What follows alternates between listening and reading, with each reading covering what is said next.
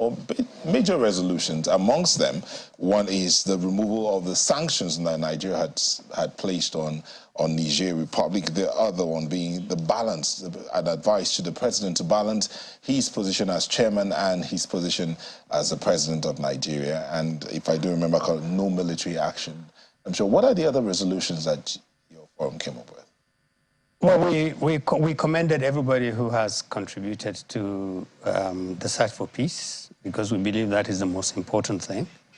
And we were very clear in terms of reminding Mr. President and ECOWAS that Nigerians emphatically say no to any military activity in Niger. It will not be helpful, it will complicate the matters more, and that Nigeria should be trusted to initiate and sustain a dialogue with the junta that is currently holding the Nigerian president and holding on to power, and to see whether we can actually make a headway rather than throw threats at the people of Niger. Clearly, it hasn't worked. 2 weeks, 3 weeks into the coup, into the first ultimatum. The first ultimatum, they gave Niger 1 week. Yeah.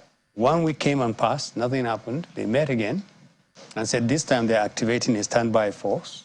We haven't seen any standby force. All it is doing is just making the situation worse. But you do recollect that the junta had said they are open for negotiations. I mean, they said that last week. So with the advice from the Elders Forum and the advice from other units that are saying, okay, dialogue is better, but you do also remember that the president in the last meeting of ECOWAS actually said diplomatic advances and negotiation and dialogue would be prioritized. So doesn't that look like he's already walking that path? Well, not exactly, not exactly. In the morning of the day they had the meeting, the second extraordinary summit, those were his language was more conciliatory. He said we will prioritize dialogue. The communique of the meeting he chaired, our president, was quite adamant on the fact that the military option is going to be, in fact, not just that it will remain on the table, but it will be activated. So there's a problem, and that is why we recommended that President Tinubu should remember his place in history. This is a unique opportunity for him to show statesmanship.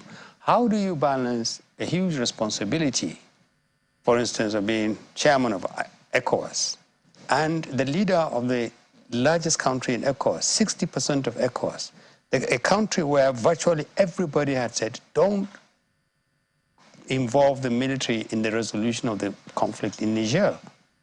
And then your country on its own, either in support of ECOWAS resolutions or more to tighten the screw, now puts the people of Niger and Nigeria, because there are 7 states, let me remind you, 7 states in Nigeria that border Niger. Yes. Into extreme hardship. Life is very, very difficult. The sanctions that Nigeria is currently imposing on Niger and indirectly on its own people is biting very difficult, and it's making negotiations more difficult. Nigeria has a huge goodwill in Niger. We have a huge clout in Niger. If ECOWAS had the wisdom to assign Nigeria or to trust Nigeria with the responsibility of saying, look, why don't you talk to, you say they're your brothers, you said you have centuries of relationship, you've done this before, and we did do this before. Twice there was a coup in Niger, twice Nigeria successfully intervened. If they had had the wisdom to say, Nigeria, you are the most influential nation in the whole of West Africa, as far as Niger is concerned. They have received our delegations, they have even apologized to the president for the manner in which they treated Abdulsalami and President General Abdulsalami and the Sultan of Sokoto. They have received Muslim clerics. They have said their only grievance against ECOWAS was that nobody asked them, why are you doing what you're doing? They said, if somebody had asked us why we moved against Bazoum, we would have explained. Now, I'm not apologizing for that, and we are not supporting coups. But what I'm saying is that there's an opportunity. What we're saying in the Northern Elders Forum is examine and reinforce the dialogue option and allow Nigeria to exercise the huge responsibility which it has in terms of engaging the leaders currently, rather than these threats about, oh, we would come in with soldiers, we would come in with soldiers. Well, yesterday, I think it was yesterday. Between yesterday and today, I heard that the Ghanaian Assembly, like our Senate, had said to the Ghanaian president, don't send a single Ghanaian soldier. Today, the African Union said they don't support a military action in Niger. Let's get back to that matter of the coup in Niger. The junta had said they're going to prosecute the president, Bazoum, for what they said? Treason. Yeah. For high treason, if I remember, those are the words they use. What do you think? Oh, we had that. But if we had a negotiation framework now, those are exactly the kind of words we would ask them. We would say to the people of Niger, we heard you are going to prosecute Bazoum. Can you give us additional information about what it is that you are prosecuting him over? Is this a red herring? Is it real? Are you really going to do that? And do you recognize the fact that you actually seized power from this man? That's treasonable too. Do you have the moral and the legal authority to actually prosecute a president that you have overthrown, violating every rule and every law? Those are the kind of delicate questions you would ask if you were actually communicating government to government or ECOWAS to Niger. But those communications aren't there. The question I want to ask you is, from the Northern Elders Forum, seeing that there are 7 northern states that are bordering Niger, one would want to believe that the Elders Forum on this side of the divide is reaching out to the elders on the other side.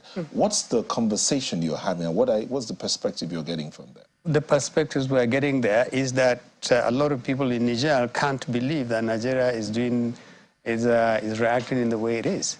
They just can't believe that we can put them in such difficulty. Look, just the fact that we remove the plug on the power we supply to Niger is putting the Nigerian people and the economy there in great difficulties.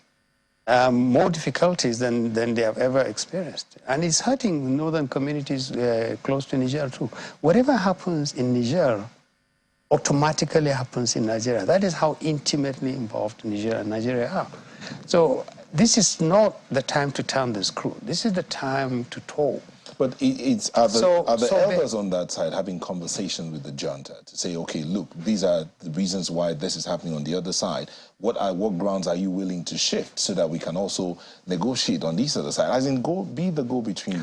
Well, look, the two key public mediation or the 2 key initiatives we saw, the one involving the former emir of Kano and the leader, and the Islamic clerics, all involved people, their counterparts from Niger. And they were granted audience. And let me remind you, these 2 groups, the Emir of Kano and the clerics, all flew, in spite of the no-fly zone, all flew into Niamey and met with the leader of the coup. So there is a huge amount of goodwill there. It's not as if people can't believe that we can be at war. Under any circumstances, Nigeria would not go to war with Niger. Nigerian soldiers will not turn, Niger and Nigerian soldiers will not turn their guns at each other. This is not a problem that cannot be solved through dialogue and an effective and rigorous application of the dialogue process. And the dialogue process is wonderful if you really genuinely apply it. But look at the other side of it. If you are going to go into, and today, as I told you, let me remind you, the African Union specifically said they don't support the ECOWAS position that military option can be activated in Niger. This is the African Union going against ECOWAS. The Nigerian people have said, don't send our soldiers to Niger. Ghanaian people said, don't send our soldiers to Niger.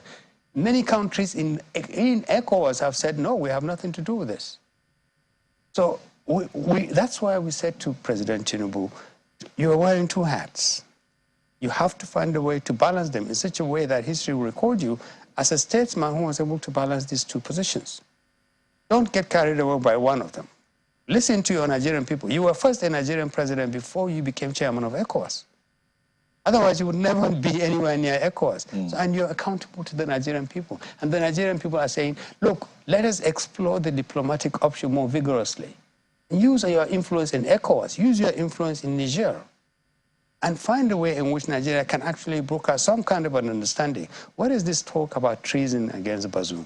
Why do we need to put the people of Niger under such difficulties and preclude the option of sustaining the level of goodwill and brotherhood that exists between Nigeria and Niger, and therefore make negotiations more difficult? Why do we need to do this? Right now we're in the tight. The president is in a tight situation. AU says don't go, the Nigerian people are saying don't go, and indeed a lot of people around are saying do not go. But there are others who are saying just leave that on standby. And if I do recollect, the ECOWAS military force was supposed to be on standby, not deployed yet.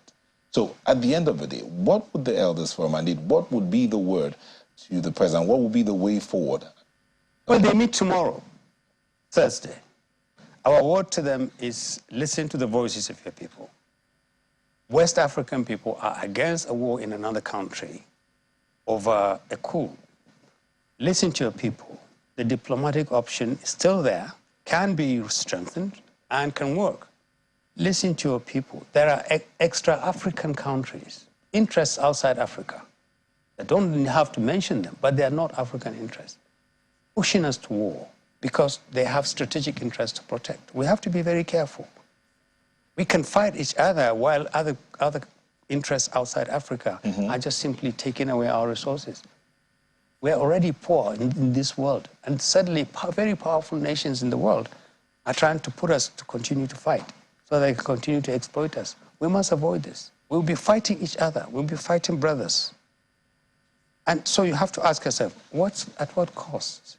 At what point would the Africans come together to begin to protect and govern their people effectively and protect the resources? Well, that's exactly, you are asking the right question. When African leaders respect their own people, when African leaders remember that they're elected and they're accountable, when African people stop stealing the resources of their people, when African leaders stop violating the Constitution, when our elections start producing genuinely elected people, and we stop all these arguments about you are illegitimate or you're illegitimate.